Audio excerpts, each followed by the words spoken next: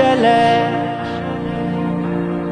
Oh, oh, oh, mẹ́wàá ń ṣẹlẹ̀.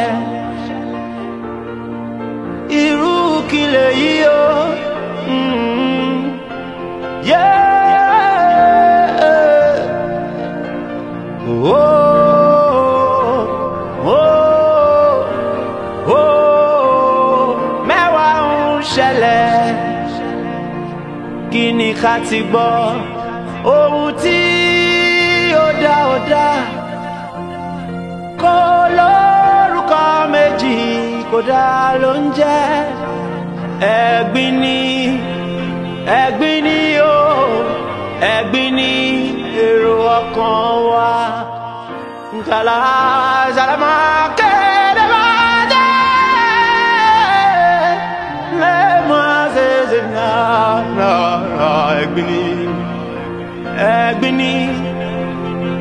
ẹ̀gbin ni o, ẹ̀gbin ni èrò ọkàn ọmọ aráyé. Oh, oh, oh, mẹ́wàá ń ṣẹlẹ̀. Nkàlà sàlámà kéde máa dé. Lẹ́ẹ̀mọ́ ṣẹ̀ṣẹ̀ náà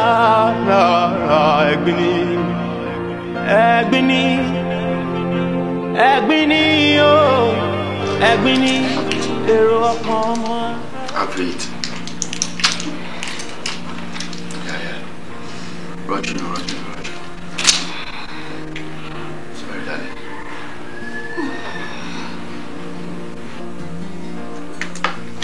Mommy, dear, see, come on.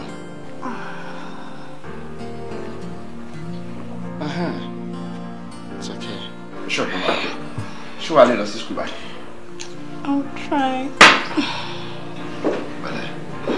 Sorry, Baby. Hey, baby. babes. Tolu, look, I'm ready for work. I'm running very late. That's fine. Okay. But mommy, nǹkan tẹ́ ń ṣe yóò dáa o. Ara mi ò yanu lé láti last week. Kẹ́ má tiẹ̀ lè tọ́jú mi for once. Iṣẹ́ ni ṣá. Funto, your dad's job is more flexible than mine. Tèmi were extremely demanding. Your dad can testify. And ṣé o fẹ́ káwa méjì jókòó sílé ká máa tọ́jú wọ nìkan ni? Funto, o kì í ṣọmọ kékeré mọ́ o. Ṣé statue yìí tó ṣe rí jàǹjàlá ìlú bíyà òfin deceive rẹ̀? Look, you need to strengthen up. Ṣùgbọ́n òun láti sọ̀rọ̀ ẹ̀dọ̀ obìnrin ò kì í ṣọmọdé mọ́. Ṣàràgìrì. Wàá máa kẹ́ra all the time. Ṣé daddy ló máa tọ́jú mi every time? You're not even for once, mommy. Come on, Funto. Your mom is busy. And of course, she loves you. Ewo, 5 minutes ti kúrò no time me. Funto baby, I love you so much. Mommy loves you so very much. I cover you with the blood of Jesus. I love you. Mwah! Baby, I have to go. All right. See you soon. Mami fulogun. O me se pologun e. O me se ko ma lọ sí school Love you both. No, that was very wrong. All right. You don't talk to your mom like that. Mom, mi máa tọ́jú ẹ náà. Ṣé mi tí mo ń tọ́jú ẹ yìí pàápàá ṣé kò tó ni? Daddy, mommy ò ráyè tèmi. Iṣẹ́ ni every time. It's all right. It's okay. All right. It's okay. Ṣé o máa lè rọ́jú lọ sí school? I'll try to move it. Yeah. Oh, give me no fashion. That's all. Yeah. Tọ́mọ rẹ kó lè fún ẹ nísinmi owó. Tọ́mọ rẹ kó lè fún ọ nísinmi. Ìwọ ọmọ mi gbọ́, tí gbóhùn tí òbí rẹ̀ ń sọ. Ìwọ ọmọ mi gbọ́. Mo ti ń wẹ̀ lákẹ́kọ̀ọ́. Kí ló ṣe é tójú ẹ funfun báyìí? Tó mọ̀ kí ara ò yá ni. Àti last week màá ló ti sí ìkàrẹ̀ ṣẹ̀ṣẹ̀ ń balẹ̀ ni. Kí ló ṣe é? Ó malaria ni jàre. Mo ti ń wà okay. Ó ṣe ààrẹ nù. Pẹ̀lẹ́. The Lord is your strength. Thank you. Kí ló kù báyìí? Ṣé ká jọ máa lọ báyìí? Rárá o, a lè jọ lọ. Èmi sì fẹ́ rí Dọ̀tun. Bọ̀ má bínú ọ̀rẹ́. Ìwọ ló sọ pé o kì í fẹ́ nìkan kan ṣe pẹ̀lú àwọn small boys yẹn, àbí? Ṣégbà tí mi wá ní mi ò fẹ́ nìkan kan ṣe pẹ̀lú small boy. Dọ̀tun ni small boy. Bó ṣe wọ̀n yẹn, small body, big engine. Èmi gan wa ńkọ́, small girl, big God. Oh. Interesting. Ọ̀rẹ́, báyà káwa náà máa pera wa ní big girl, big God. Kí God ṣáà ti big. Wo jẹ́ ká fi girlfriend ọ̀tún sílẹ̀. Ẹ jẹ́ káwa máa lọ. Dọ̀tí. Ẹ kọ́ra yín lọ, ẹ ṣé. Dákun gbóhùn tí òbí rẹ̀ ń sọ. Tó rọwọ́ tó bá jinlẹ̀, ṣóun lè ṣùyà lò. Ó ọmọ mi, ṣọ́ra ó ṣọ́ra. Mo tètè ká máa lọ náà, kí la ṣe ń ṣe nínú school. Babe, mo fẹ́ sáré rí lecturer kan ni mo ṣáà sọ fún ẹ náà. Bíbí, bó ń sọ fún ẹ náà pé mi fẹ́ mu ọtí. Tẹ́lọ̀ mú kíni? Okay, just red wine. Ìkọ́ta rẹ̀ ṣẹ̀ṣẹ̀ ń yá. Ló tẹ́ mu red wine. And you are not serious. But babe, red wine da fara. It's good for the heart. Otu Amonkan is my dad's brand. Your daddy or your stepdad? Kini meaning babu? I don't understand. My stepdad, my dad is my dad. I don't care. What's your business? Oh, but the Please. fact remains is your dad. It's my father. You know what? I respect that man so much and I love him so very much. So don't you ever, did I say ever? I mean ever repeat such about my father because he is my father. Please. Mashara, Baby. Mashara sorrow. But skinny most of the binu so she stepdad anybody. Say you should work hard on me. Baby. Hello. Mashara sorrow. Torí ohun ẹlẹgẹ́ ṣóhun lòún jẹ́. But me, I expect I could be no to you now. I mean, what's it be no to? Could I be no to? Daddy is fond of it. Who can like my be me nuni? Well, èmi ò blame Dọ̀tun. Ìwọ ni mo blame. Nítorí pé tó bá sọ fún pé stepfather ẹni mi, báwo ló ṣe fẹ́ mọ̀? Kò lè mọ̀ now. Oh, Daddy. Kí dẹ́ kí n ṣe pé mi dédé sọ fún o. Ọ̀rọ̀ ló kọ̀rọ̀. I don't think I know what else to say. I hate my dad. Eh? Yeah, I hate him so much. I hate him with passion. Baby, ó dẹ̀ ní sùúrù. Ṣó fẹ́ kí everybody tó ń kọjá kó máa gbọ́ bó ṣe ń pariwo. Oh, and who says I care? Oh, can you care whatever pressures anybody bá ní nípa mi? It's none of my business. Oni, calm down. Problem kan ti máa ń ní pẹ̀lú ẹ. Oni, calm down. Kí ẹ nìkan ló máa ń yí. Ṣáà calm down. Sherry, kó bá mi. Ó yàtọ̀ sí ó bá mi kó dùn mí. Ẹni tí nǹkan bá ń bà ló mọ ibi tó ń dùn lágọ̀ọ́ ara. Pẹ̀lẹ́ lásán lọmọ aráyé máa kì í. Èmi ni nǹkan ṣe, mo dẹ̀ mọ bí mo ṣe ń feel. Ṣé gbọ́? Onídàá ti ṣe sùúrù o. Bàbá ẹlẹ́ni tá à ń sọ̀rọ̀ ń pa èyí náà. Wo bí àlùjọ náà mọ gìgìrísẹ̀ òbí ọmọ báyìí ló wà o.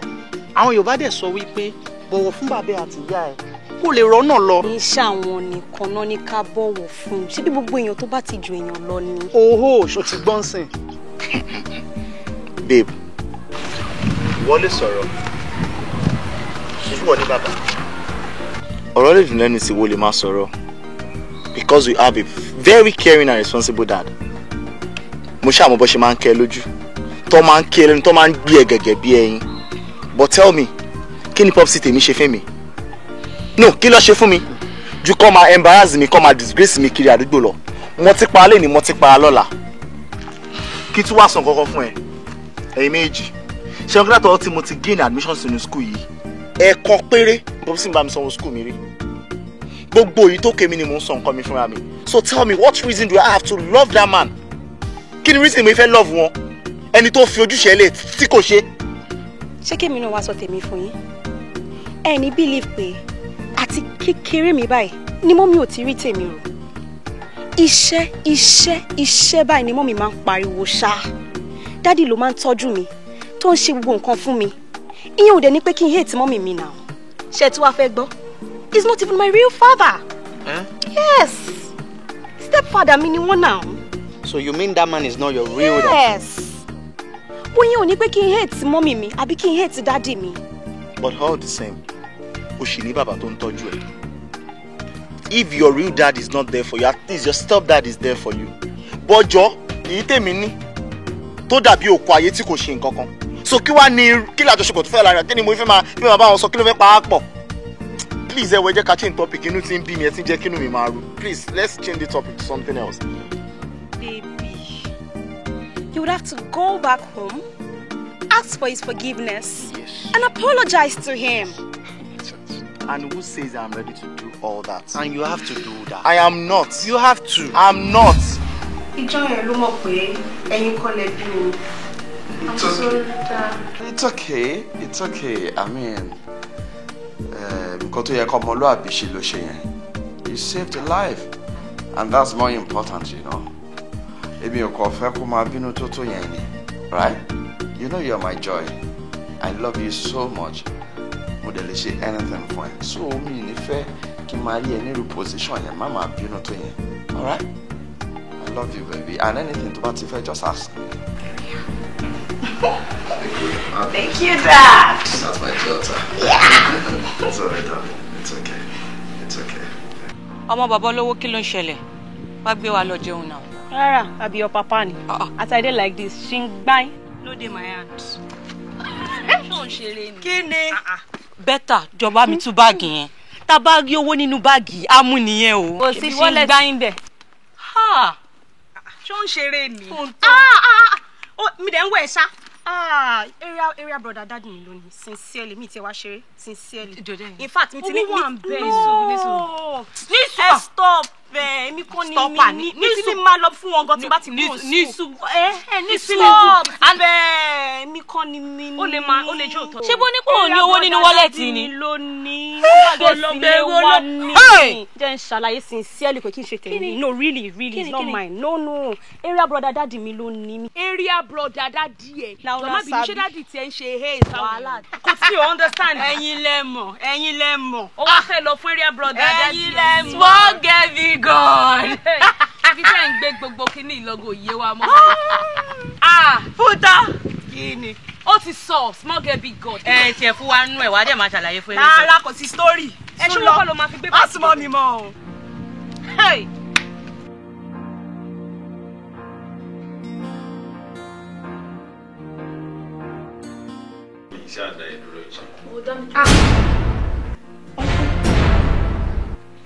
What are you doing? What am I doing? Ẹ má bínú, mi ò kànlẹ̀kùn kí n tó wọlé ni mi fẹ́ sọ. Fine. O bá ti kànlẹ̀kùn kó tó wọlé náà. I'm sorry. Wallet tí tẹ́ gbàgbé sọ́dọ̀ wa tẹ́ ní kí n bá yín wá. Òun ni mi ní kí n wá. Okay. Thank you. All right. Oh, tell dúró bóyá kò mọ anything. Darling. Yeah, baby. Kí ló ṣe lè tán bínú? Ṣé ń bínú ni? And who is she? Darling. Story for another day ni ẹni tó máa mọ̀ náà ni jẹ́ ká kúrò lórí ẹ̀ torí pàwọ́ àjọkò tẹ́tẹ́rẹ́ ló jẹ́ kó náà wọlé tẹ́tẹ́rẹ́. Let's go inside. Not the who she is. Forget it, jàre. Ṣé jẹ́ kí n bọ́ bàtà kan? Come on, wà lọ́bọ̀ nulẹ̀. Okay, ti ń bọ́. Ṣáà ṣe ní jẹ́jẹ́ o. My pikin no, I love her more. I know fit take and play. Afunta baby, my pikin no, I love her more. I know fit take you play. Afunta baby. Yeah. Orí laptop yìí ni wọ́n ṣì wá ṣá. Not even 2 minutes kò fi bá wa ṣeré. Ẹ jẹ́ fi wọ́n lẹ̀ wò ẹ mọ̀ pé wọ́n ní ọjọ́ kú lọ́jọ́ ìsinmi then ìlú tá a wà lọ́wọ́ yìí èèyàn ní láti double hustle lẹ̀ èèyàn ní láti jára mọ́ṣẹ́ dáadáa. Ẹ máa ṣe ẹ má bá mi sọ fún o gbogbo ìgbà kan ni mo máa sọ fún Ègbò fi mí lẹ̀ o jẹ́ kí n ṣáà ṣiṣẹ́ tí mo mọ̀ ọ́ ṣe o ìwọ borin tí pàṣẹ kọ ni. Ó ní mi ò sùn ni mo ṣe sùn. Yọ o má jẹ́ kí n sùn kí n lè sùn. Wàá sùn lágbára lọ. Hello, Uncle. Hello. How are you there? Daddy. How are you? Bored. You're bored. Yeah, I feel like being around you. Bẹ́ẹ̀ náà ni. Ẹ̀yà lọ bá mọ́mí ẹ̀. Mommy workaholic.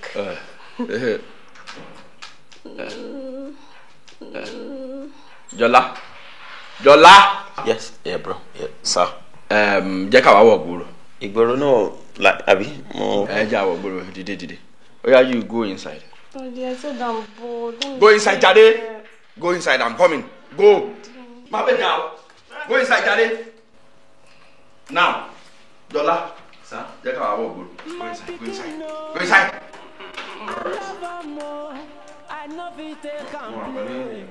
Dìde. Máa bẹ̀. All right, sis. Okay. Mama still being here. Babes, did you observe anything? Kí ni ṣé domile ni? Omi kọ́. O observe bí Jọlá ṣe ń wo ọmọ ṣá. O observe bó ṣe ń wo Fúntọ́ lustfully. Wo rí yẹn wọ inú ilé mọ́. Why? Àfi tí Fúntọ́ bá ti travel out pé wíyà kò ní wọ bímọ. Mọ̀ mí nẹ̀. No be crying. Say I love my daughter. I say no be crying. Say I love my pikin. No, Afunta baby. Daddy. You be my joy. Afunta baby. I will take care of you. Right, we juice me ma kọ́kọ́ mo ṣá. Fúntọ́, come back here. Come back here. Sit down. Fúntọ́, kí ló ṣe ẹ́? I mean, àtàná ni mo ti observe pé òun ká gbọ́gbọ́ nínú ilé. Ṣé torí pé mo bá ẹ wí? Nítorí nǹkan tí mo bá ẹ sọ lánàá. I'm sorry, Dad. She pay more. It's okay. You see, ọmọ bí mo ṣe love ẹ tó. Mi dẹ̀ fẹ́ kí nǹkan kan bá ẹnu jẹ́ rárá. You know, so mo ní láti máa sọ nǹkan tó right fún ẹ. All right? Ṣé bí mo ṣe wáyé mo ti make up mind mi. Tí n bá tiẹ̀ bímọ mi láyé, you are okay for me. All right? So please be happy. You know I love you. You know. So don't be worried. Huh? Then I've been wanting to ask you. Oh, look pale. I mean, ojú ẹ rí bákan, kí ni nǹkan tó ṣẹlẹ̀? Tell me, is there anything wrong? Ntí ẹ mo jàre, Daddy. Láti bí last week, ni mi ti ń lose appetite. In fact, bẹ́ẹ̀ ṣe ń gbé mi lọ sí school yẹn. Mi ò kí ń jẹun ní school. Tí n bá délé mi ẹ̀ṣẹ̀ máa ń jẹun. Tí ẹ mọ bó ṣe ń ṣe mí, I don't know. Fúntọ́. Daddy. Ǹjẹ́ o ló ṣe kan ṣe bẹ́ẹ̀? Last week. Kí tẹ́ ṣe bèrè? No, mo kàn fẹ́ mọ̀ bóyá regular ni. O dẹ̀ ń ṣe regularly. Yeah. And the flow? It's normal. Because bó ṣe ní appetite yẹn orí bákan. Well, anytime tó bá ti observe any change in yourself, don't hesitate to tell me and tell me on time, okay? Right? Yes, Daddy. Yeah, so, mo máa pe doctor mi because kò má ní appetite, all of a sudden kò lose appetite, you know. Maybe I have to call my doctor to tell him. Okay. That's a problem. Check out about you, Jay. Ìwọ tí o l'appetite. I can. Are you sure? Yes. All right, jẹ́ ká jọ lọ ṣe. Oh, yeah. But no, jẹ́ kí n pe doctor because nǹkan kan láti ṣẹlẹ̀ pẹ̀lú bó ṣe l'appetite. I'm sure. Kó wá sí school báwo? Mo tún pe nọ́mbà ẹ̀ kó tún gbé. Kó wá sí school. Ṣé kò sọ fún ẹ ni? Ó pè mí o. Ó sọ fún mi pé òun need àwọn personal days off. Pé òun náà nǹkan tóun fẹ́ ṣe tó wà very important. Pé tóun bá ti ṣe tóun máa wá sí school. Mo expect bóyá kó sọ fún ẹ. Sọ fún mi. I hope there is no problem. At all. Okay, I'm on my way later now. Be good. Alright, bye. Alright. Okay, bye then. Yeah. Okay, later.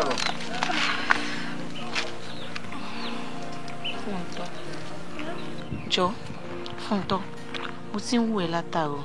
Ó dàbí pé ó dọ̀ o. Àbí ṣé ojú tèmi nìkan ni? Àní kó má dà pé mo ya ẹnu ni. Ó dọ̀ gan. Ṣé mo dọ̀ ni? Ẹ gbà mí, ó tún béèrè ṣé òun dọ̀. Ó dọ̀ gan. Wo oògùn orun tí mi lò lánàá yẹn ló máa jẹ́. Fúntọ́, oògùn orun ló lò. What's up now? Oh, hey baby. Ibà ló ṣì wà. Oh, check time ọwọ́ ẹ ni. Oh. O ti gbà nǹkan tó fẹ́ ṣe in class. Oh, baby. Má bínú, mò ń bọ̀. Ó ti bínú ni. How could you? Funta! Oh my God. My goodness.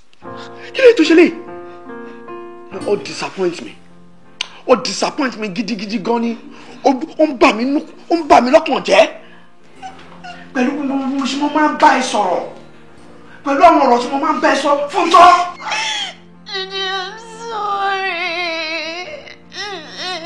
Kononi. Will you just shut up your mouth? Ẹ̀kan ló ṣe. Ẹ̀mí ló bá ṣe. Níwọ̀n tó jẹ́ pé láti ìgbà tó ti bẹ̀rẹ̀ sí ní ṣe menstruation ni mo ti ń tútọ̀ ẹ̀. Mo ń sọ fún ẹ bó ṣe máa package ara ẹ̀. Mo tún kọ́ ẹ ní sex education. Ṣé wàá yẹ kó jẹ́ kí anybody take advantage of you? No! Must you do it at all? O lẹ́ẹ̀kan ló ṣe. Even if you have to do it. Ṣé idiot yẹn kò yẹ kó protect ara ẹ̀? Jẹ́dí ẹ̀rẹ̀ ń gbọ́n lọ́jọ́ yẹn ni. Ṣé ló kọ́ sáré wọlé? Gbẹ̀rẹ̀ sọ́njọ́. Gbẹ̀rẹ̀ sọ́njọ́. Ibẹ̀ yẹn wá jẹ́ ilé tó ń sáré wọ̀ anyhow. Kò ń ṣe ilé tó yẹ kó wà locked every time. Imagine that statement. Ó sáré wọlé. I'm disappointed. Really disappointed in you. Tàbí bastard tó sáré wọlé tó possible kó sáko ní gbèsè ayé yìí gan. Tàbí bastard yẹn because it's getting to me. Don't do my boyfriend. Oh my God. Oh my God. This is crazy. I'm sorry. Báwo wá ní ara kún tọ́? Torí ìkan tí mo tẹ̀lé ṣe kò tẹ̀lé kí n ráyè mú bíbí gan. Báwo lẹ ṣe wá ṣe sí? Àti tẹ̀wọ̀n bá ṣe fún lónìí báyìí àti ní ààrẹ pọ̀ balẹ̀ ni. Bẹ́ẹ̀ á ti fẹ́ délé gan. A dúpẹ́ lọ́wọ́ Ọlọ́run. Baby, ṣé issue yẹn serious tó yẹn ni? Kí ló sọ yìí? Ó le jù bẹ́ẹ̀ lọ. Really? Bọ̀ a dúpẹ́ lọ́wọ́ Ọlọ́run. Ẹ ṣẹ̀ṣẹ̀ máa bá wa raṣọ mà. Ṣé rí ilé àti ilé ìyọ̀hún ló wọ́n jù ni? But kí ló expect kí n rà? Ṣé o expect kí n raṣọ tí kò suit status mi? Aṣọ tó wọ́n jù náà ni mo máa rà. But iye tí mo ní mo máa san ni mo máa san. Kò dẹ̀ ṣe tàbí o. Bóyá kò pọ̀ guy. Okay, kí n pè wọ́n. Hold on. Hello? Good afternoon. Who is this? Hello? Hello, ma. Ẹ káàsán ma. Káfí ló ń sọ̀rọ̀, ọ̀rẹ́ fún Tony school. Kí ló ṣe mọ́ mi? Mọ́mì mú ní kí n sọ fún yín pé Fúntọ́ faint ni ma. Yeah! Ó tì kò ń ṣe bẹ́ẹ̀ yẹn, a ti fún Mick ara ẹ̀ tí ń balẹ̀. Kódà ó máa ti délé báyìí. Oh, okay. Okay then, thank you very much, Oshe. Thank you. All right, darling, bye. Oh yes ma, ẹ take care ma. Baby, èwo ni gbogbo eléyìí náà? Ọmọ faint tó ti dìde ó ti lọ́lé, ó ní tiẹ̀ tó tún pọ̀ òbí ẹ̀. Baby, ṣé o mọ̀ pé ìkọ́ táwa student a máa ń ṣe ní school kò dáa? Ìkọ́ máa ṣe wá àní délé sọ fún wọn bí wa. Torí ẹ̀ mo ṣe bá pe mọ́mí ẹ̀ torí mo mọ̀ pé kò pin wọn. And mo mọ̀ pé ó ti lóyún. Oyún? Ṣé o lò fún lóyún? Ṣọ́ọ̀rẹ́ ẹ̀ ni, ọ̀rẹ́ tèmi kọ́. Ṣé mo ní mọ̀ gbà tọ́rẹ̀ mi bá lóyún? Ọmọ yìí ló máa kọ́ mọ̀ ṣe mi lè ṣe. No problem, fine. Daddy, I'm sorry. Mommy must not hear about Mommy must not hear about it. So, Mom, you better keep quiet. Hello there. Hello, love. Ngba, kí ló ṣe fún tó? No, má worry ntẹ. Má handle it. Má handle it. No problem. O ṣé. Pẹ̀lẹ́, ẹ̀yin méjèèjì take care ara yín, please, eh? I trust you. Okay. All right, bye, darling. Ma délé lálẹ́, definitely I'll come home. Tí má tètè ṣe tán, I'll get home before midnight. Okay. All right, dear. Love you. Bye. Okay. All right. Yeah. Afa ṣó ti pọ̀ gẹ́. Mi ò tí pè wọ́n torí pé wà lórí call. Bó jẹ́ kí n pè wọ́n sàn. Tẹ́ bá dé wọṣọ yìí, wọ́n fit yín. Oh, definitely. Ṣó ní kò tó tẹ̀ ṣẹlẹ̀ ní pé party tí mò ń lọ. Kò ń ṣe pé bóyá èmi ni mò ń ṣe nǹkan. But ọ̀rọ̀ onínáwó ni mo fẹ́ lọ ṣe. Ó kàn wọ́n mi kí n wọṣọ méjì.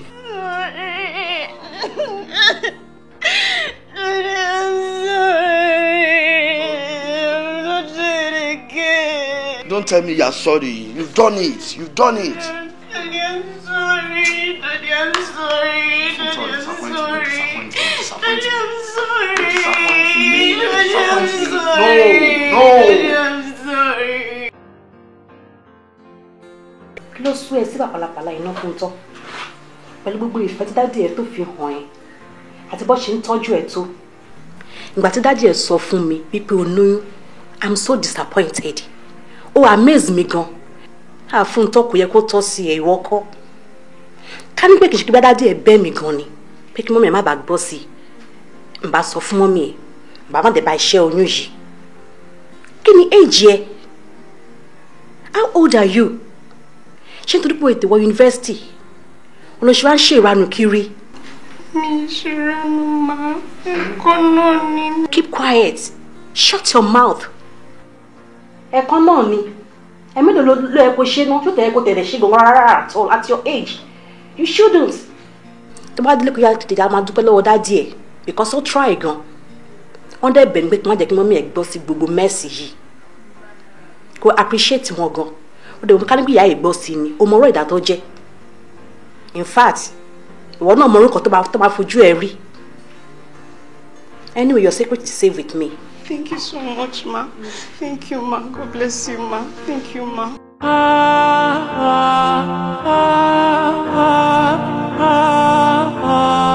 Mẹ́wàá ń ṣẹlẹ̀.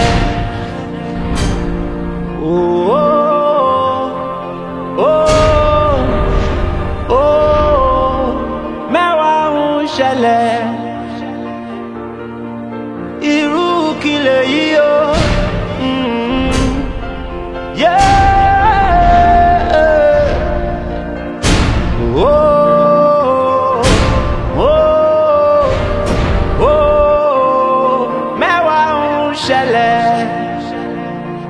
Kí ni ká ti gbọ́ ohun tí ó dá kó lórúkọ méjì kó dá ló ń jẹ́ ẹ̀gbin ni o ẹ̀gbin ni èrò ọkàn wa nkàlà sàlámà kéde bá dé lẹ́mọ̀.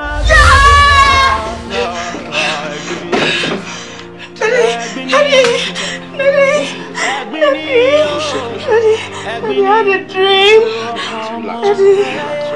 Daddy, please stay here with me. That's fine. Just relax. I'm here. That is it.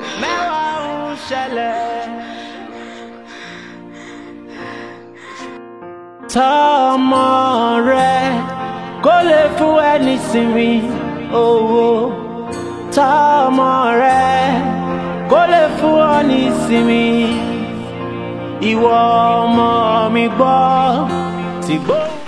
Mo tẹ̀ tí wọ́n á sun ibà yìí ibi tí wọ́n ti bẹ̀rẹ̀ ò tí ì yé báyìí iṣẹ́ Mr. James yẹn. Tábàjẹ́ iṣẹ́ nísìnyí. Wo jẹ́ àti ẹgbàgbé yẹn ká fọ̀rọ̀ assignment lẹ̀ ó tẹ̀ ní reason tí mo ṣe ní kó wá bí ká lè jọ sọ̀rọ̀. What's that? Onígbọ̀n mo fẹ́ báyìí sọ ó ṣe súnmọ́ mi kó jẹ́ ká sọ bẹ́tà. Ó fọ́n ní ṣàkí ń súnmọ́ ẹ mo dúró lórí ìdúró nǹkan tó bá fẹ́ sọ ní lórí ìdúró mo wà pẹ̀lú ẹ̀.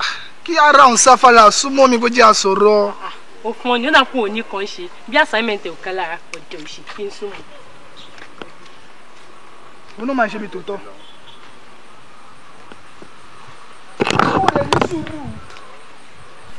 Kò gbé náà. Yeah, kò gbé. Yeah, hello baby.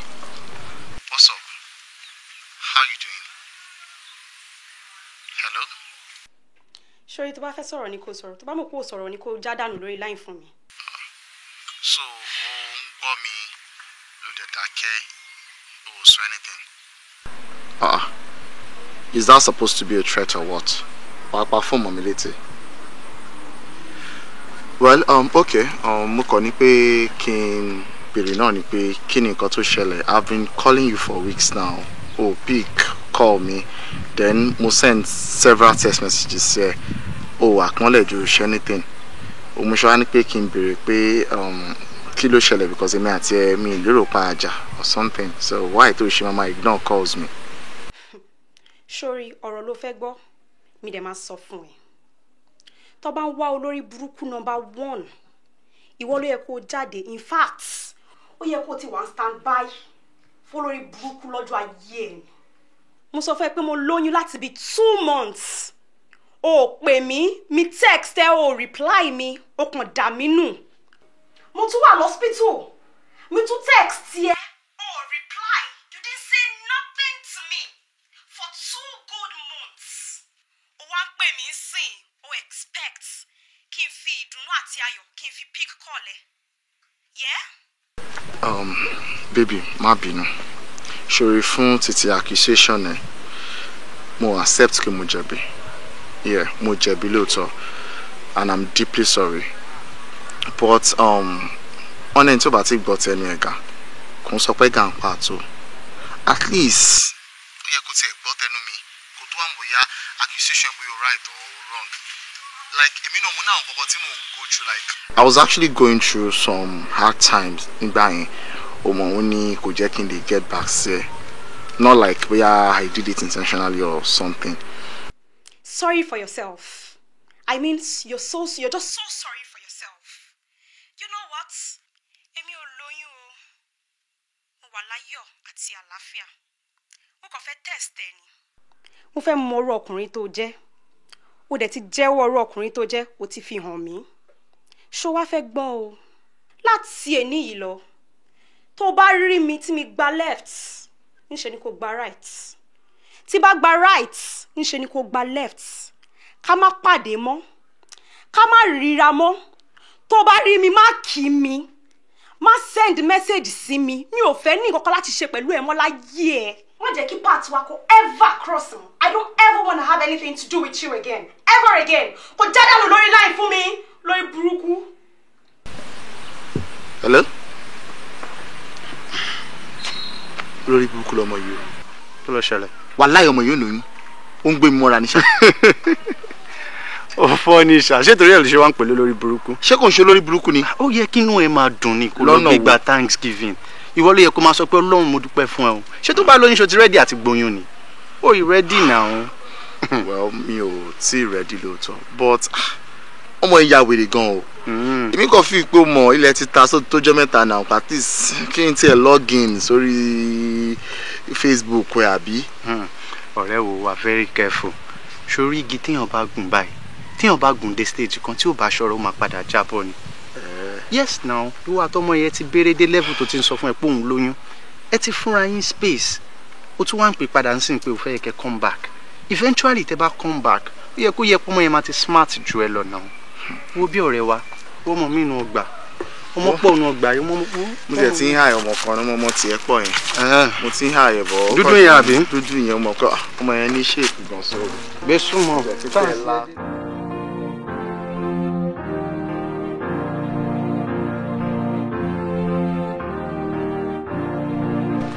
Hello? Okay, hold on. Yeah. Tani? Boyfriend, Dọ̀tun. Ṣé mi sọ fẹ́ pé mi fẹ́ bá sọ̀rọ̀ ni? Ó lóun ti ń pè ẹ́ látàárọ̀. O ò dẹ̀ pick call torí ẹ̀ ló ṣe pè sórí fóònù mi. Wo mi tiẹ̀ níwọ bá lẹ́jọ́. Tó bá wà lórí fóònù bẹ́ẹ̀ yẹn tó bá ń gbọ́ mi. Sọ fún pé mi ò fẹ́ ní nǹkan láti ṣe pẹ̀lú ẹ̀ mọ́. Mi ò fẹ́ rí mọ́. Mi ò fẹ́ ní nǹkan láti ṣe pẹ̀lú ẹ̀ mọ́. Mi ṣe sọ yẹn náà ni. Wo mi ò tiẹ̀ bá ẹ lẹ́jọ́ gbó. Ẹ lọ máa yanjú ara yẹn kújọ́ ń gbàdúgbò kan náà ni. Hello, ó lóun ò bá ẹ sọ̀rọ̀. Dọ̀dọ̀dọ̀dọ̀ wá. Fún tán. Kí ló ṣe lẹ́njọ́ mẹ́ta yìí tó kí n fẹ́ rí mi Dọ̀tun látọmọ? Ẹ wo bí mo ṣe wà yìí. Mo ti sọ fún yín pé mi ò ráyè small boys mọ́. Mo ti step up. Mo ṣáà ti sọ fún yín pé I'm a small girl, big God. I'm in love with a man now, not small boys anymore. Gbogbo ẹnu ẹ sọ̀hún. Ògèdè bẹ́ẹ̀ mi rẹ̀ ó dẹ̀ ń sọ inú ẹ̀ ń dùn tayọ̀tayọ̀. Jọ mélòó gan la rí ẹ tó ń pe Pàṣọ kó wá play fún ẹ? Máa wele. Ṣé bọ́dì náà fi ń ṣe ni? Ọ̀rẹ́ mi àtàtà sórí gbogbo nǹkan tẹ̀ ìsọdùn látàárọ̀ o bò èmi ti ń notice nǹkan kan lately jọ má bínú ṣó o ti lóyún ni torí gbogbo ojú ẹ̀ ló ṣẹ́ funfun yìí iwájú orí ẹ̀ gan pregnancy lèmi dẹ̀ ń kà bó o dẹ̀ ṣe sọ ṣe mọ̀ pé àwọn máàní yìí wọ́n ń lo rọ́bà àwọn máa ń tún sí direct náà máa ń ṣe àwọn small boys ló máa sá fún responsibilities àwọn náà máa ń bẹ̀rù oyún tó wá ní kí n bi ẹ́ pé ọ̀rẹ́ mi ṣó o lóyún. Oyún bíi ti báwo ṣó máa ń fò mọ́yàn ni èmi ò lóyún o. I talk calm. Mo sọ oyún báwo kí ló fẹ́ foyún ṣe ní age tá ti ẹ̀ wá yìí. Ó ti lè lóyún náà mo mọ̀. Àwọn alábòsí kan ni. Àwọn náà ń gbé gànà náà ń gbé borùn kiri náà ló ń rojọ́ burúkú pé ó lóyún bọ̀. Èmi mọ̀ pé ó lóyún sẹ́ẹ̀. Tolu. Èwo ni wọ́n dẹ̀ tún sọ báyìí. Ó mọ àwọn kan náà lọ sọ pé ó lóyún. Kí ló ṣẹlẹ̀? Sorry, Káfì ló sọ pé ó lóyún. Ká ta ló ká? Kí ló ṣẹlẹ̀? Ó dẹ̀ ń pé Káfì kí ló dé? Ní sùúrù má tẹ̀mí mọ́lẹ̀ mi ò ló ká nǹkankan lórí wáyà.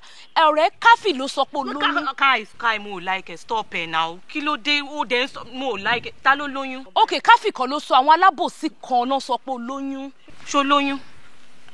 No, ṣó lóyún ni. Ayé mà ní ká o. Oh! Kọ́rọ̀ yẹn tó wá máa spread lèmi fi ní òun. Baby, you know I love you. I love you too. Wo, ọ̀rọ̀ love kan ló ń ṣe mí báyìí o. Contract tí mò ń lé pẹ̀lú John Henry & Co Nigeria Limited. Òun nìkan ló wà ní brain mi báyìí. Babes. Well, my contract ẹ gbà on one condition. What condition? Kiss me. Honestly, tó bá ti kiss me, my contract ẹ gbà with that mean it. They really? Yes, babes. Ó ṣàfẹ́ fi gbogbo mo gba kiss lẹ́nu mi. Me or mine, you ṣáà ti kiss me, my contract ẹ gbà. You've paid for it. It's yours. You can have it anytime. Contract is sure, man. Sure, I mean it.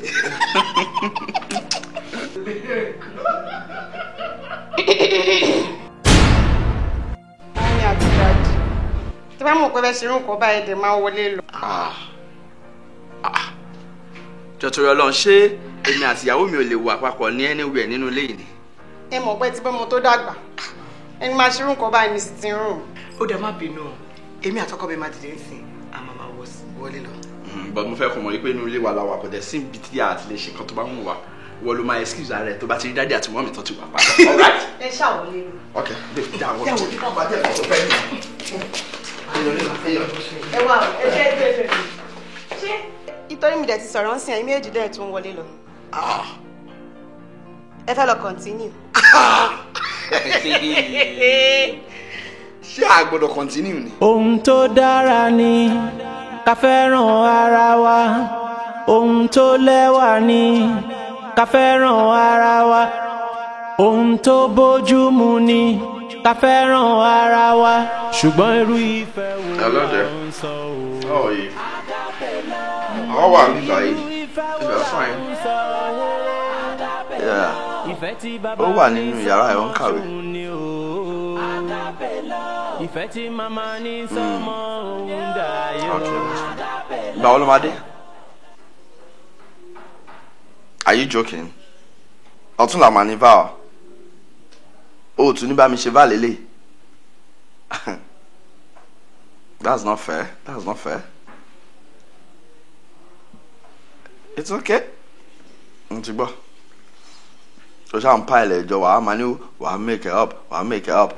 Kò sí wàhálà. N ti gbọ́, no problem. Just make sure you take care of yourself, alright? Okay then, no problem. Do take care of yourself. Bye bye. Okay. So, mommy ò tí ní wá bá yín ṣe Valentine báyìí. Mommy, am I alright? Anyway, boyfriend tèmi ń gbé mi jáde fún Valentine. Mi dẹ̀ ní fẹ́ kẹ́ jealous. Mo ṣe máa jealous. Daddy. Ẹ ṣọ́ ọkọ ẹ̀ ní jealous. Mo ṣe máa jealous, kí ló mean? Come on, stop it. Ohun tó dára ni ká fẹ́ràn ara wa. Ohun tó lẹ́wà ni ká fẹ́ràn ara wa. Ohun tó bójúmu ni ká fẹ́ràn ara wa. Ṣùgbọ́n irú ìfẹ́ wo là ń sọ o? Agape love. Mo ní irú ìfẹ́ wo là ń sọ o? Agape love. Ìfẹ́ tí bàbá ní sọ́mọ ṣòun ni o. Agape love. Ìfẹ́ tí màmá ní sọ́mọ òun dàyò. Agape love. My pikin no, I love am o. I no fit take am play. Afunta baby. Hello Funta, how are you? Where are you? I no fit take you play. Afunta baby. No be crime. Say I love my Okay. Enjoy yourself. All right. Say I And be love careful. my picking, no. Afunta baby, you be my joy. So Tomiwa actually did this. I will take care of you, my picking. Omola, Arewa, Afunta, baby, ọmọ gidi. Ohun tó dára ni ká fẹ́ràn ara wa. Ohun tó lẹ́wà ni ká fẹ́ràn ara wa. Ohun tó bójúmu ni ká fẹ́ràn ara wa. Ṣùgbọ́n irú ìfẹ́ wo là ń sọ o? Agape love. Mo ní irú ìfẹ́ wo là ń sọ o? Agape love. Ìfẹ́ tí bàbá ní sọ́mọ ṣòun ni o. Agape love. Ìfẹ́ tí màmá ní sọ́mọ òun dàyé o. Agape love. My pikin no, I love her more. I know fit take and play. Oh, really? Close your eyes and count 1 to 5. A bigger surprise awaits you. Really? All right. 1, 2, 3, 4, and 5. Can I open now? Afunta baby, I will take care of you. My picking. Why? But it's true. I was talking about another boyfriend there now. I mean, Daddy, there's no boyfriend anywhere. no, Funto. You're my everything, Daddy. Funto, wait. Let's stop this. Shuri, I don't like it. It's wrong. Mi ò mọ nǹkan tó máa ṣe bí àti pé nǹkan kan máa ṣe push me pé go ahead and do it. But it's wrong. Let's stop, please. Daddy, come on. No, Funto, stop. It's wrong. Funto, no. Funto, stop it. No, let us stop. I beg you.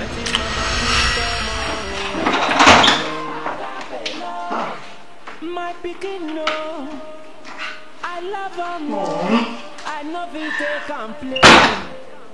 Afunta baby, my picking no, I love her more. I know fit take and play. Oh, dear, it's so romantic. No be crying. Say I love my daughter. I say no be crying. Pẹ̀lú bí mo ṣe sọ fún tó pé mi ní wálé, kò jẹ́ rárá. You be my joy. Afunta baby, I will take care of you. My picking, Omola, Arewa, Afunta baby, ọmọ gidi, ohun tó dára ni ká fẹ́ràn ara wa. Ohun tó lẹ́wà ni ká fẹ́ràn ara wa. Ohun tó bójúmu ni ká fẹ́ràn ara wa. Stop it. Happy Valentine!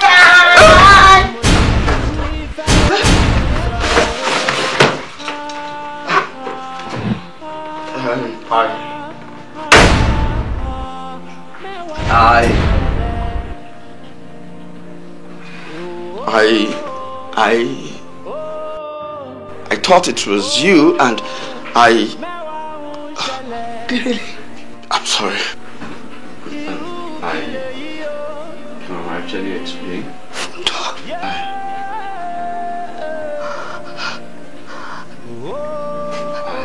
Abomination. It's no abomination, Mommy.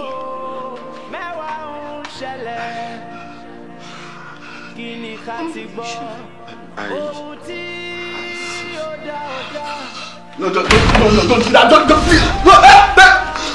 Futa! Please. Ojo olúkú lóye. Ojo òfin ọmọ ẹ̀dì ẹ̀ dàgbà. Ọ̀gá. Kò máa ń gbádùn àwọn ọjà yín ní ti oyin. Bọ́ tí mọ̀kàn tó ń lọ gbòòrò ń sìn ṣá. Kí ló wà ń gbòòrò? Iṣẹ́ kan wà ń sìn tó ń ta iṣẹ́ àwọn bọ́m̀bì náà pé. Èwo ló tún jẹ́ bọ́m̀bì? Káì. Ṣẹ̀rí jẹ́ dín ní ó superb gan. Ṣé tó bá ti mú báyìí 3 hours 4 hours iṣẹ́ ṣì ń lọ àwọn máa ṣiṣẹ́ bí bókù ni. ti eyín ìyá mi. O ṣọ́ pé yẹn máa yá gan. Ó máa yá ju iṣẹ́. Máa lọ rà á. Oní olónìí ni máa. Ìyá wa o. My pastor, ẹ ra sà, ẹ kújọ́ mẹ́ta. Àwa nìyẹn. Mo máa rí yín. Kí ló wá dé tá a rí yín níṣẹ́ òru lánàá? Ẹ wò kí n tó close bí lánàá ó ti rẹ̀ mí gan. Ìdí nìyẹn tí ò jẹ́ lè wá. Ìyá ẹ pẹ̀lẹ́. Anyway, ìdí tó jẹ́ kí n wá láàárọ̀ yìí ni wípé alàgbà rán mi sí yín. Alàgbà. Ó ní àwọn message kan tán ni kí wá deliver fún yín. Ẹ wò pastor, ọ̀rọ̀ ṣe sọ ń fìtílà. Àfi bí iná bá kú. Ẹ já wọlé mi. Ẹ ṣe máa. Ara kò kò. Ẹ káàbọ̀. Ojo. Jẹ́ kí n wá. Ara ẹ tiẹ̀ ti ń wá wọ̀rà. Sábà mójútó bá mọ̀ ń bọ̀. Kò sí wàhálà. Bẹ́ẹ̀ lọ o. Kò sí wàhálà. Mr. Fitila. Kò sí wàhálà.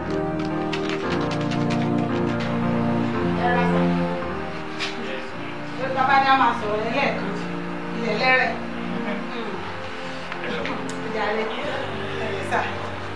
Ẹ wo nígbà tí a rí ní iṣẹ́ òru ní alẹ́ àná ni alàgbà pè mí láàárọ̀ ìbá ṣe parí iṣẹ́ òru.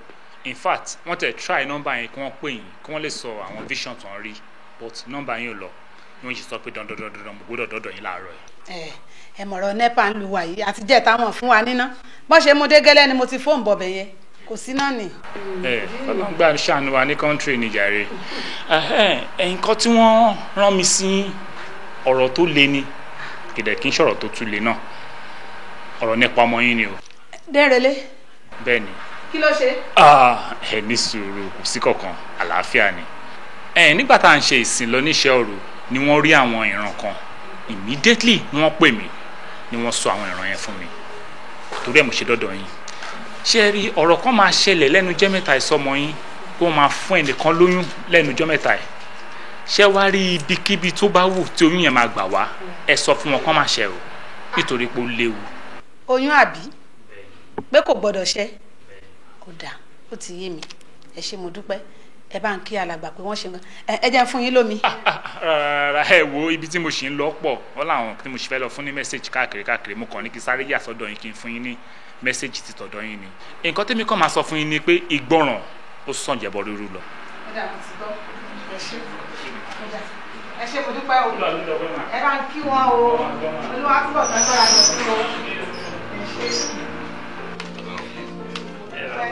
Olúwa ló ṣeun ma. Ẹ ṣé mo dúpẹ́ o Olúwa túbọ̀ ságbára dọ̀tun. Àmín. Ẹ bá ń kí pásítọ̀. Ẹ má wàá gbàgbé gbogbo ọ̀rọ̀ tájọ sọ o ṣe mọ̀ pé ìfetísílẹ̀ ó sàn jù ọ̀rá àgbò lọ. Ṣé ẹ tiẹ̀ wá rí tí n bá ilé gbàgbé tẹ́ wá bá mi sọ yìí a jẹ́ pé mò ń ṣera mi ni mi ò dẹ̀ tún gbọ́dọ̀ ṣera mi ẹ bá ń kálàgbà ẹ ṣé mo dúpẹ́ ẹ bá ń kí pásítọ̀ o ẹ ṣé o. Wo Òjó ilé ọ̀rẹ́ òtó tí ìṣẹ̀kan tó máa lọ sí lórí mo sì fẹ́ wọnú ilé ṣé o sì máa dúró àbí. Mélòó ló fẹ́ mu ẹ̀bí méjì ló ti kó sáwọ́ yìí. Mo ti dúró lẹ́ẹ̀mejì náà. Iye tó bá mu máa gbowó ẹ̀ fi bá dé.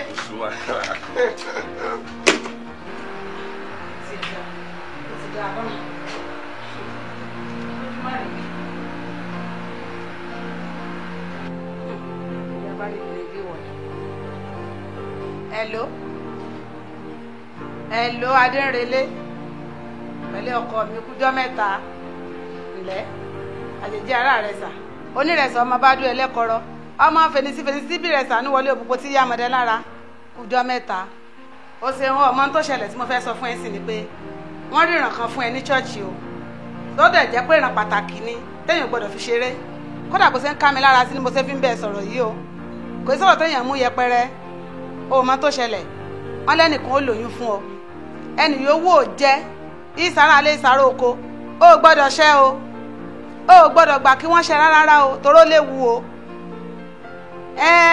kí ló ń bá mi sọ mo ní kó o má ṣe nǹkan òun bá mi sọ pé má jà mí níyàn rárá ǹjẹ́ o ti gbọ́ gbogbo ẹ̀ lọ́mọ má bá mi sọ báwọn gbogbo ẹ̀ lọ́mọ gbogbo ọ gbọ́dọ̀ ṣẹ́ o wọ́n tó bá ṣe wọ́n ní wàhálà ó ṣẹlẹ̀ o àní o má ṣe o dẹ̀ ń tẹnu mọ́rọ̀ mo ní kó o má ṣe.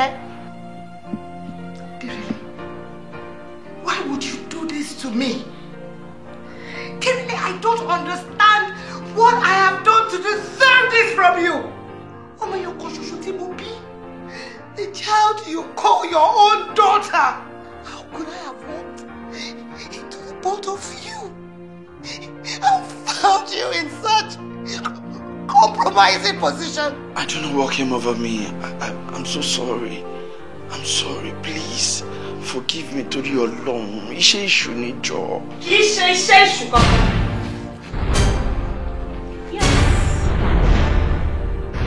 We're doing the right thing. Funto, keep quiet! Ọkọ mi. Mo ní láti máa bẹ Mummy. She failed as a mother. Mom, you loved your job. You still love your job, don't you? Myself and Daddy are nífẹ̀ẹ́ ara wa. So why not just face your job and let me face my husband? Yes, my husband. Mom, it's high time you realize that he's not even my biological father!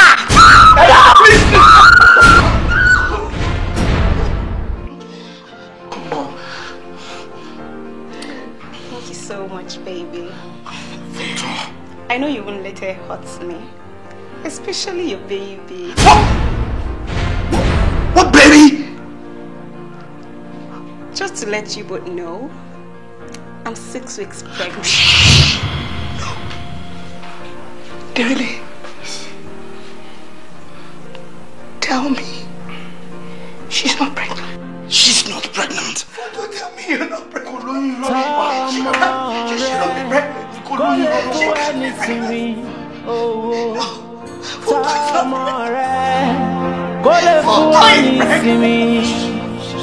Ìwọ ọmọ mi gbọ́ tí gbóhùn tí òbí rẹ̀ ń sọ.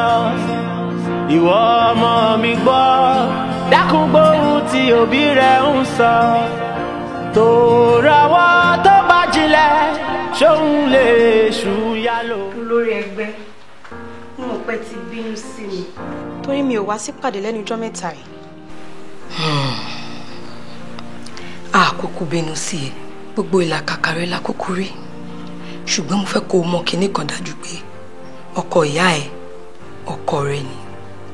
Nítorí gbogbo ìgbà tó ti ń ṣe ìlérí fún ẹbọ láti kékeré ni a ti fi àṣẹ sí. Fún ìdí èyí ọkọ rẹ ló máa jẹ́. Bẹ́ẹ̀ ni àti John ló ń tẹ̀. Ọ̀gá bèbí ṣọ̀rẹ́ ọmọ bíbí kì í ṣe àrùn. Yeah. Darling, please come. Yeah. Oh wait. What's your name? Funto Olorika. Olúwafunto. Lóòótọ́ ni mo mọ̀ pé ọmọ bíbí ò kì í ṣàánú. Àmọ́ ọmọ Yorùbá máa ń sọ wípé nǹkan tó kọjú síyàn kan ẹ̀yin ló kọ́ sẹ́lòmíì. Torí ẹ̀ ni mo ṣe máa ń wà careful nípa ọ̀rọ̀ wọn lọ́kùnrin rí tó bá sọ fún mi pé wọ́n fẹ́ fẹ́ mi tí máa ní mi tí ìṣètò tí mo fẹ́ marry because ọmọ yìí she's my life and mi lè fi ṣeré rárá ẹni tó bá dẹ̀ fẹ́ fẹ́ mi ó gbọ́dọ̀ kọ́kọ́ fẹ́ ọmọ mi. Nǹkan tó ṣe mí nìyẹn tí mo fi ń sọ fún yín pé kò fún mi in time torí secret tí mo ti ń hide látọjọ́ ìlú. And the time is now. Yes. Ma fẹ́, like seriously, ma tún fẹ́ Funto náà. In fact, ma fẹ́ Funto dáadáa gan gidi. Wọ́n á lè mọ̀ pé mo nífẹ̀ẹ́ láti inú wa. Ẹ ti jẹ́ kí n fi lé wọn yìí. Let's go, baby. Let's go inside.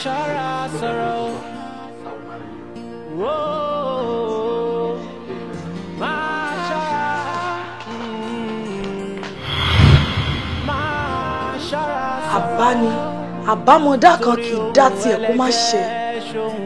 Ó dàṣẹ. Bó ti ń gbá níbẹ̀ náà ló ń pa ní. Kí lè tọmọ yóò ní gbé kọ́ ọba ẹ̀? Ṣé bó yẹ kí wọ́n gbé kọ́ ọ? Ó tẹ̀ wá bá mi mọ́mọ́ yìí lọ sí school. Èmi ò ráyè gbogbo eléyìí o.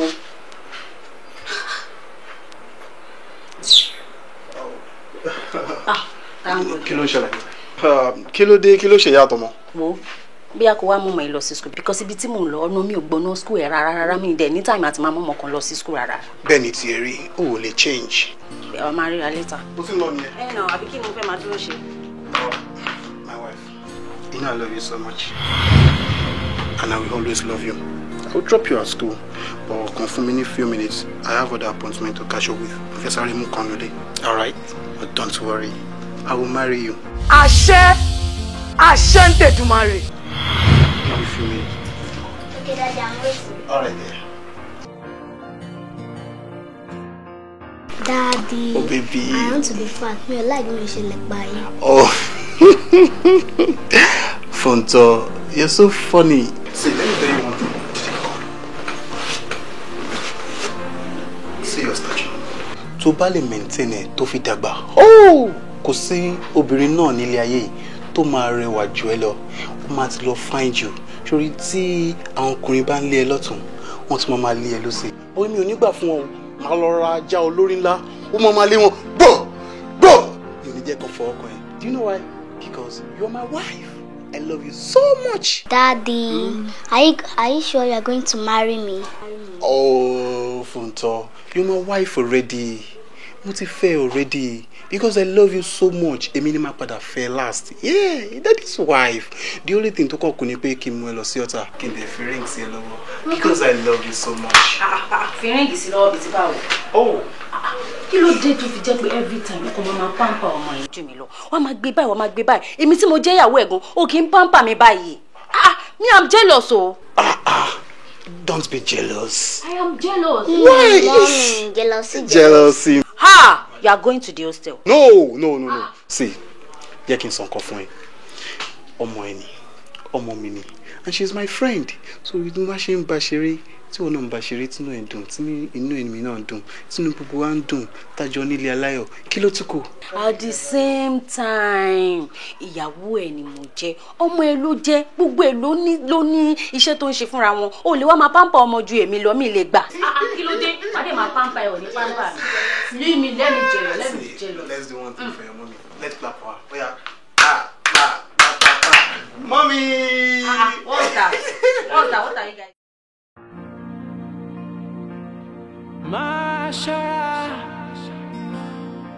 Mashara sorrow. Whoa. Mashara. How I wish kó jẹ́ Funto ni ìyàwó mi. I'm so much in love with this girl.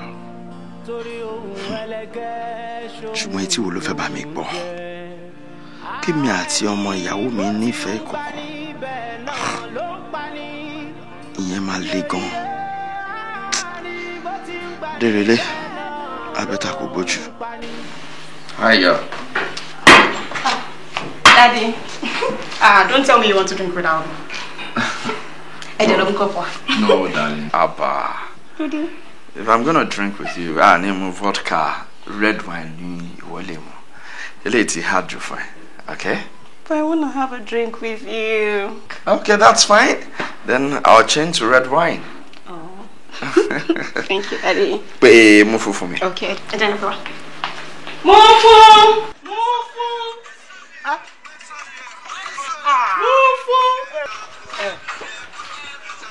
Daddy ń pè yín jàre.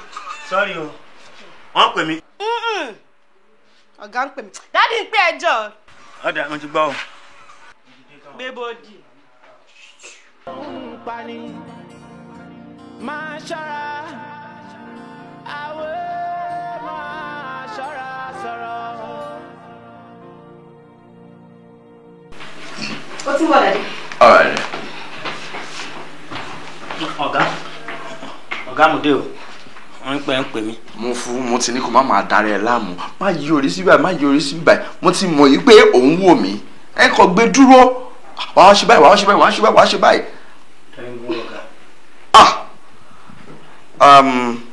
Wá lọ sí store tó wà ní Saleh Street.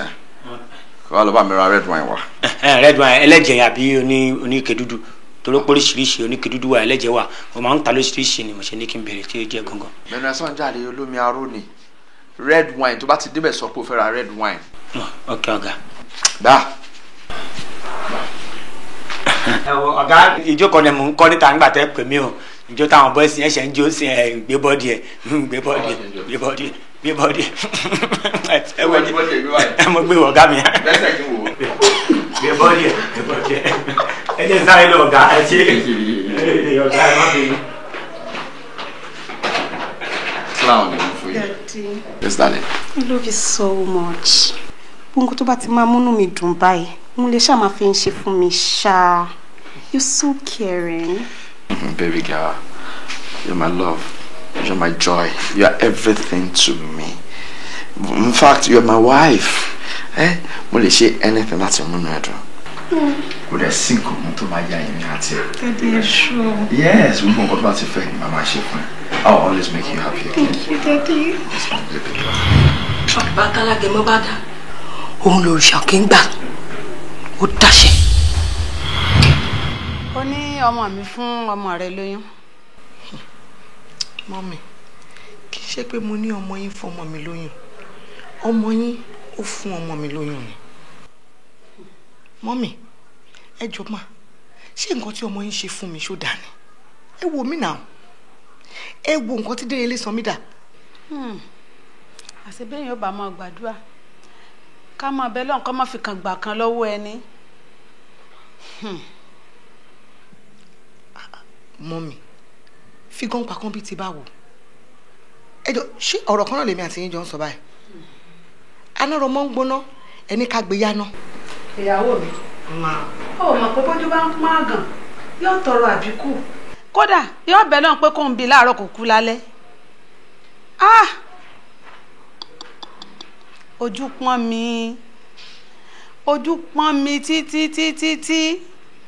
Mo wá bẹ̀rẹ̀ sí wá ọmọ yìí. Mo wá débi pé mo rí i. Ńgbà ń rí tán, wọ́n jẹ́ kó yé mi ńgbà mo bímọ tán pé ẹlẹ́mìí kúkúrú lọmọ òun. Nǹkan tẹ́ ń sọ ń sìn ni wípé ẹlẹ́mìí kúkúrú ni Dérelé. Sọ wá rí pé kádàrá ò ṣeé kọ̀ láì gbà. Ọgbọ́n tá a sì ń wí yìí kọ́ mọ́mọ́dígì àfi bá a bá rókùn. Torí ìdí èyí wọ ni wọ́n wà bẹ́ẹ̀. Mo fẹ́ lẹ́dàá mi bì ọ́ dákun torí Ọlọ́run. Torí oyún tí ń bẹ́nu ọmọ rẹ̀ hùn. Èrè ọgbọ́dọ̀ rà ó. Débi páàtì ẹ̀wà ṣe rárá. Torí Ọlọ́run mo fẹ́ lẹ́dàá mi bì ọ́ dákun má fọ́ kàn. Torí Dérelé tó ń wo òun ọ gbọ́dọ̀ fọmọ sáyé o. Ọ gbọ́dọ̀ fọmọ sáyé. Ẹ wo mọ́mì, nǹkan tẹ́ ní kí n ṣe difficult gan-an. Ìgbọ̀nsẹ̀ tí ń tí létí àwo gbẹ̀gìrì òun lọ̀rọ̀ yìí. Ẹni kí n nù kí n máa jẹun lọ. Mọ́mì, ejò tójú bá kúrò ń bẹ̀ ṣókàn lè kúrò ń bẹ̀ ni. Ṣé iná ti wá rí wípé tá a bá ń bu ẹ̀tù orí á máa ro àwo? Gbogbo ọ̀rọ̀ tẹ́yìn máa ń sọ sí mi gbogbo yẹn tínú mi ń dùn, tínú ẹlẹ́dàá mi náà ń dùn. Bẹ́ẹ̀ làwọn ẹgbẹ́ mi ń fàṣẹ sí láti kékeré.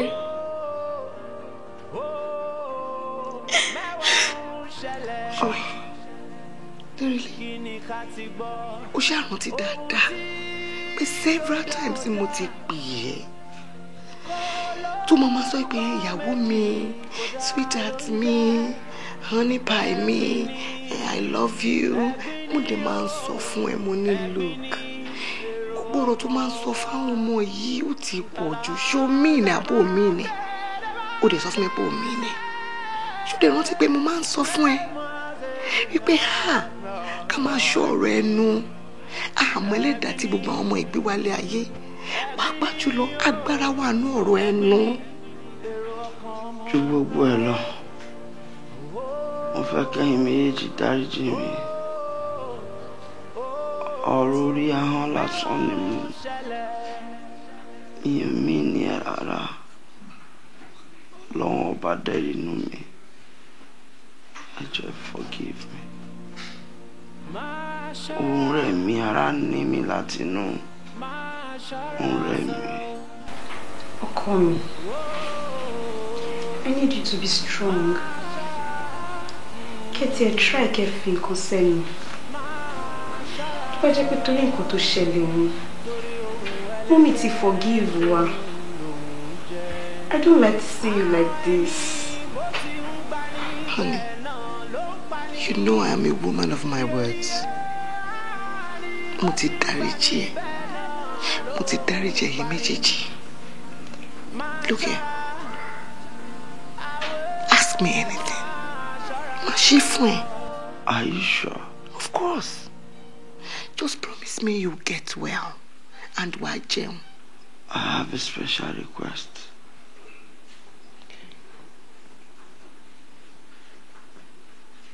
ọmọ tó wà nínú fún tọ́ yẹn ọlọ́run á jẹ́ kó sọ̀rẹ́ mo fẹ́ kẹ́ bá mi sọ ní dúró. Dúró. Rúbí ti bá wù dáàdì. Ọmọ wa ni. Àjọ máa tọ́ dàgbà ni. Àjọ máa tọ́jú ẹ̀ ni. Dérelé, irú orúkọ wo tún lè dúró? Dúró kí ni? Kí lọmọ ń dúró ṣe? Nítorí pé mo fẹ́ kó dúró sí ìyá tó bí àti wọ́dàn. Torí mi ò dúró sí ìyá mi.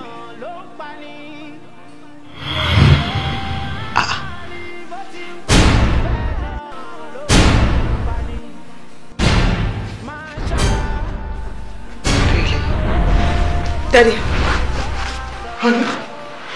No, Tọ́mọ rẹ kó lè fún ẹ nísinmi owó. Tọ́mọ rẹ kó lè fún ẹ nísinmi. Ìwọ ọmọ mi gbọ́ tí gbóhùn tí òbí rẹ̀ ń sọ. Ìwọ ọmọ mi gbọ́ dákun gbóhùn tí òbí rẹ̀ ń sọ. Tòràwọ̀ tó bá jinlẹ̀ ṣóun lè ṣùyà lò. Ó ọmọ mi ṣọ́ra ó ṣọ́ra. Ọmọ mi ṣọ́ra wùwà o. My pikin no, I love am o. I no fit take am play. Afunta baby. My pikin no, I love am o. I no fit take you play.